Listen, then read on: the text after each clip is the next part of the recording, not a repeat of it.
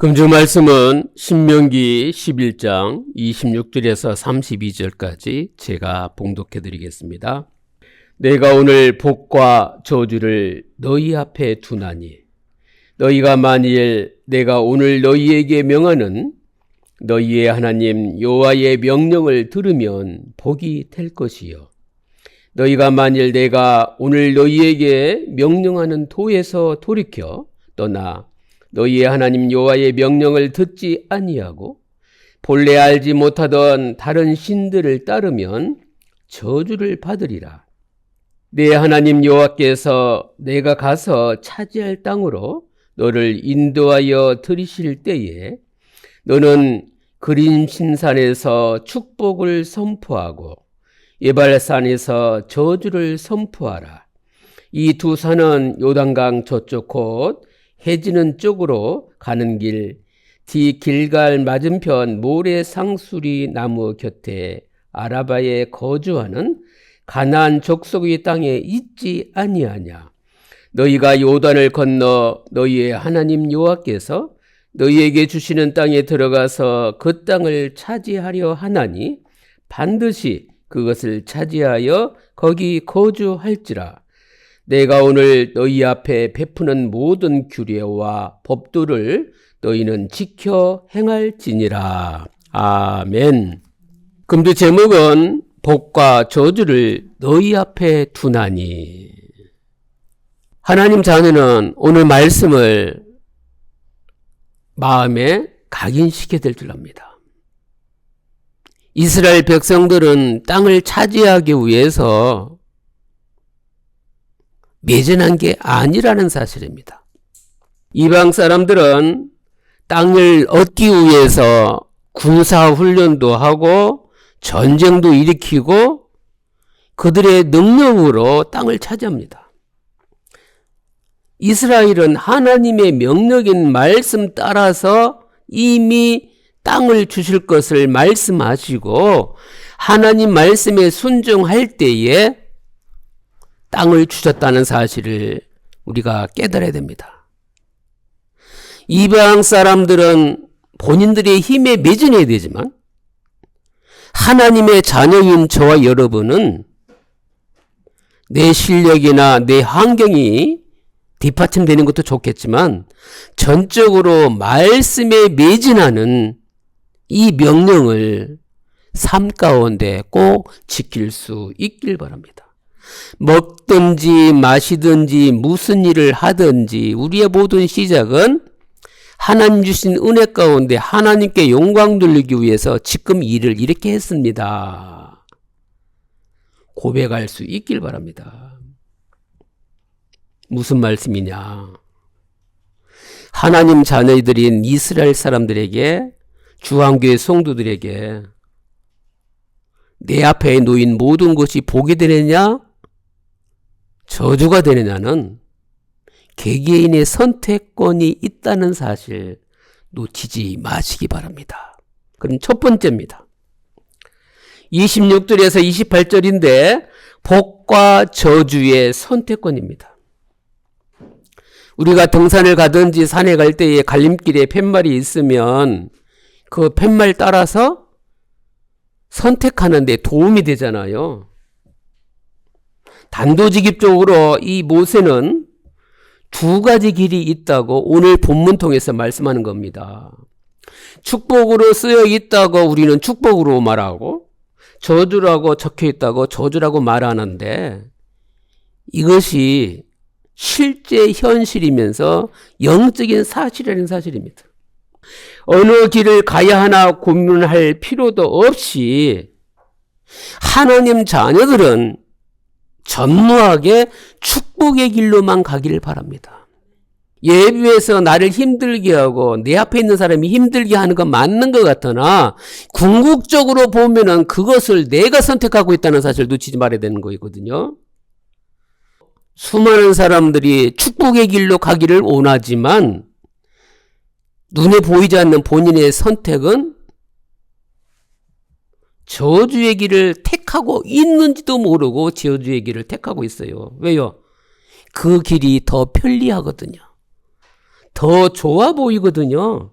정당성이 있어 보이거든요. 세상에 다수의 사람들이 글로 가거든요. 선택한 끝이 축복인지 저주인지는 말씀이냐 말씀이 아니냐, 하나님이 인도해 주시냐 인도해 주지 않느냐. 그래서 우리는 말도 선택도 행동도 함부로 하지 않는 겁니다. 지금은 맞는데 5년 지나고 20년 지나서 틀렸다 그러면은 너무 허무하지 않겠습니까? 축복의 길을 어떻게 선택할 것인가 27절에 나옵니다. 내가 오늘 복과 저주를 너희 앞에 두나니 너희가 만일 내가 오늘 너희에게 명하는 너희의 하나님 여호와의 명령을 들으면 복이 될 것이요. 하나님의 말씀을 잘 들어야 한다고 오늘 본문에 말씀하셔요. 하나님 말씀을 천국 가는 날까지 잘 듣길 바랍니다.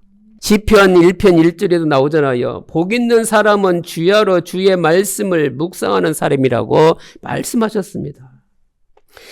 말씀을 삶으로 순종하는 태도, 복된 길을 걷는 사람이 되는 거지요. 그러면 따라오는 게 저주의 길은 어떻게 생겼을까요? 28절에 나옵니다. 너희가 만일 내가 오늘 너희에게 명령하는 도에서 돌이켜 떠나 하나님 말씀을 듣지 아니하고 살아가는 것이 저주의 시작이라고 말씀하십니다. 자기 마음에 내키는 대로, 내 눈에 들어오는 대로, 내 눈에 좋은 대로, 보기 좋은 대로 살아가는 것이 축복이 아니라는 사실입니다. 하나님의 말씀을 듣지 않으면 하나님 대신 하나님 자리에 인간은 도와줄 신을 찾습니다. 그 신이 뭡니까? 돈입니다.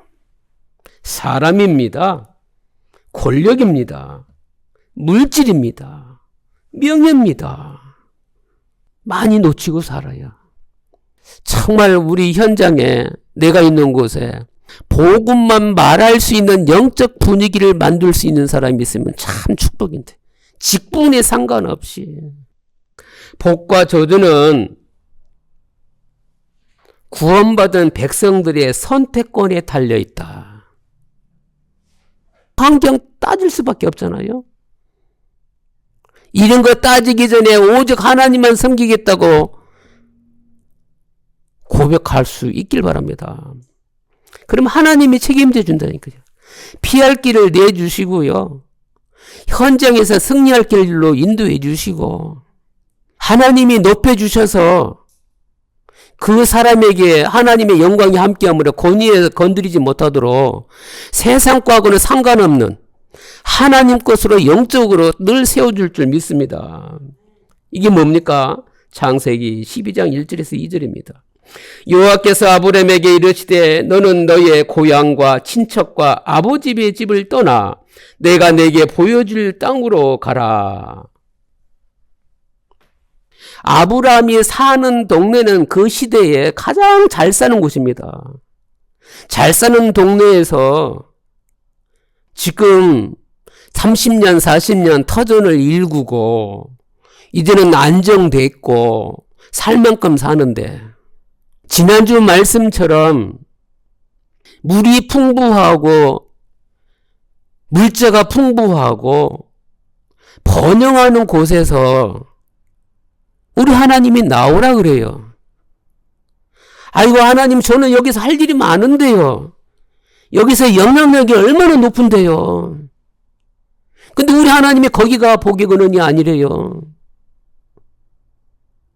늘 하늘을 쳐다보고 하나님께 울부짖고 하나님 바라봐야만이 살 수 있는 척박한 메마른 땅에 비도 많이 오지도 아니하고 1년에 온들 그 겨우 먹고 사는 그 현장을 우리 하나님은 뭐라 그래요? 젖과 꿀이 흐르는 땅이래요.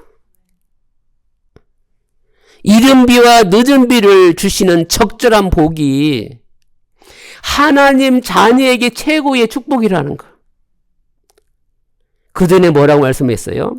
장수의 복도 좋고 땅을 정복하는 복도 좋고 주변에 아무리 강해도 그들보다 강해지는 강대국도 좋는데 진짜 복은 내가 너와 함께하는 적절한 때에 적절한 것을 주는 복이 최고의 복이라고 지난주 말씀이 여러분 마음속에 각인되지 않았습니까?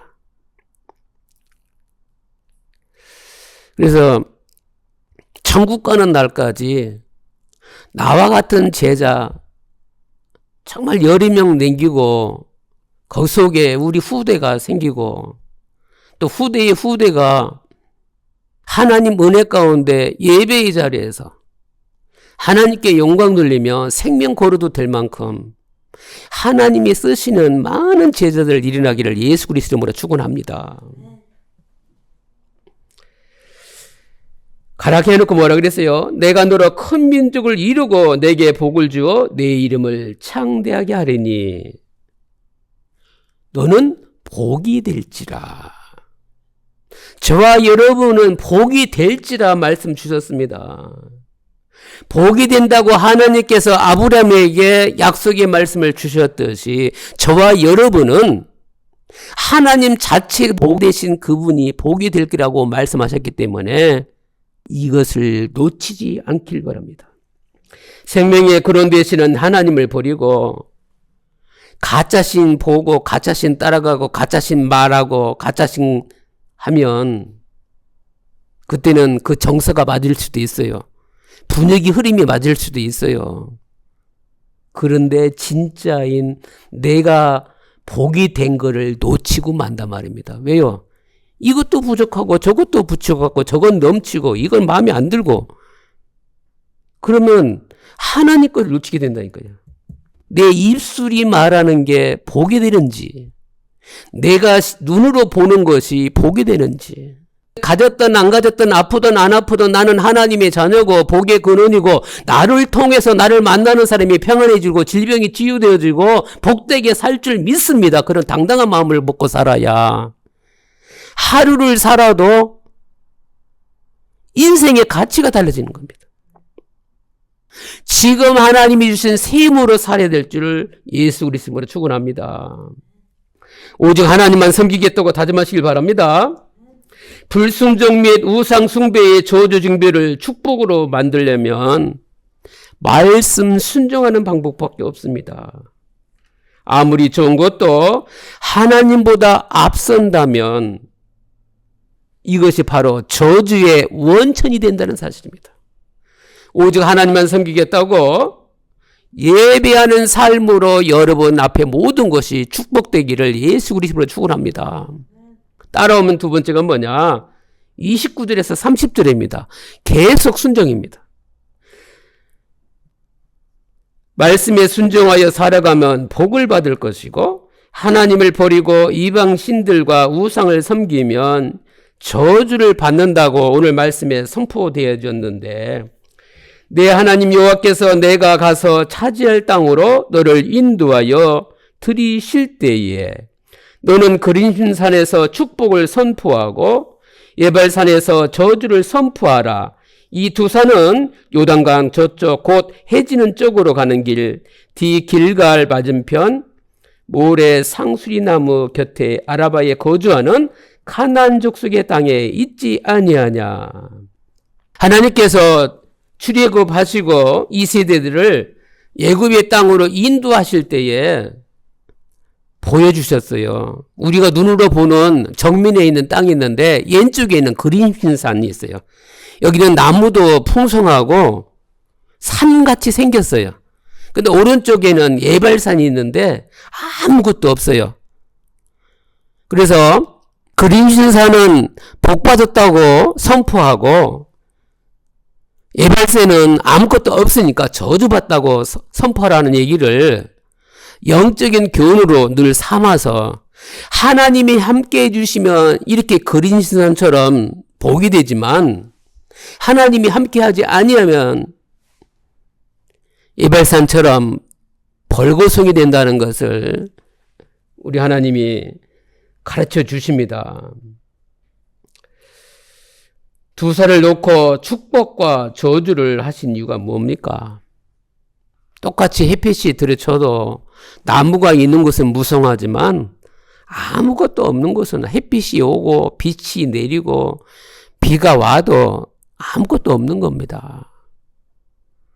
여러분에게 오직 하나님이 여러분을 복 주심을 꼭 믿어야 될 줄 압니다. 왜 이게 보이느냐? 처음부터 그 동네에 산 게 아니잖아요.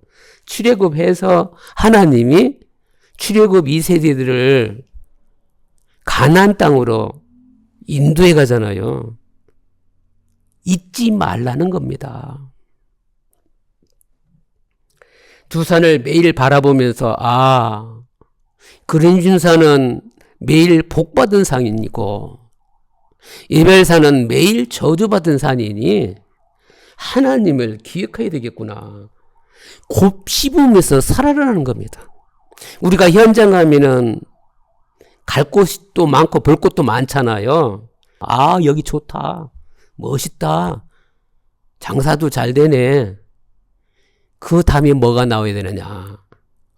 여기가 성전이 됐으면, 여기에 모이는 사람이 영혼이 구원받았으면, 하나님이 하시는 일을 볼 수 있으면, 이렇게 바꿀 수 있는 마음 상태를 꼭 갖길 바랍니다.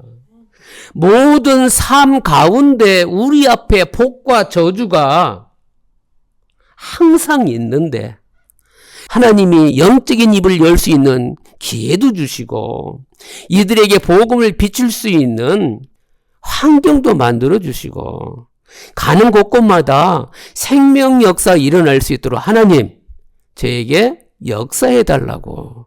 내 능력으로는 할 수 없으니 하나님의 힘이 나에게 반사가 되고 빛이 반사돼서 정경 위에 불이 있으면 어둠이 물러가듯이 이 세상에는 완전한 자 한 명 없습니다. 아무리 다 갖고 있어도.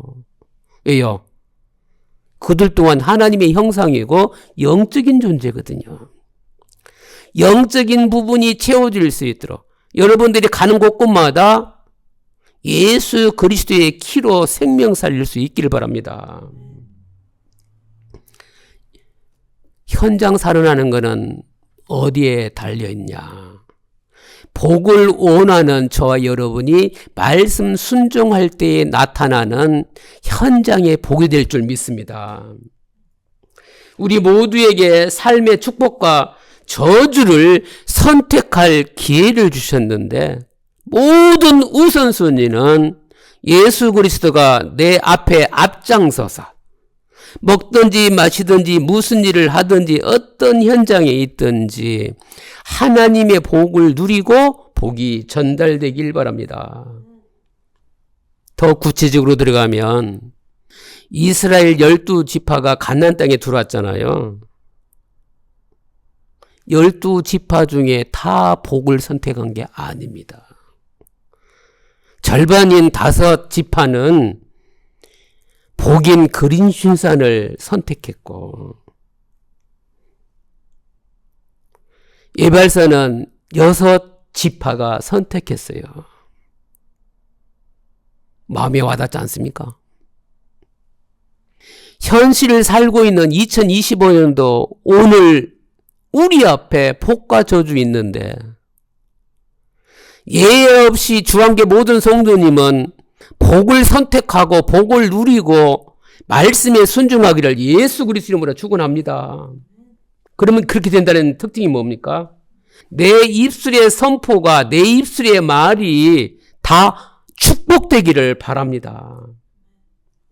내 입술의 말 따라서 축복과 저주가 달려 있는데 하나님 말씀에 순종하면서 하나님 바라보면 복이 따라올 줄 믿습니다. 그래서 저와 여러분은 믿음의 말하는 훈련이 필요한 거예요. 하나님 말씀에 순종하면 복된 길로 나와 주변이 살아나는 겁니다. 하나님은 우리 앞에 복과 저주를 택할 기회를 주셔서 선택은 개개인의 몫이다 말씀해 주십니다. 중립지대는 없습니다. 하나님 편에 볼 때는. 우리 편에 볼 때는 중립지대 있거든요.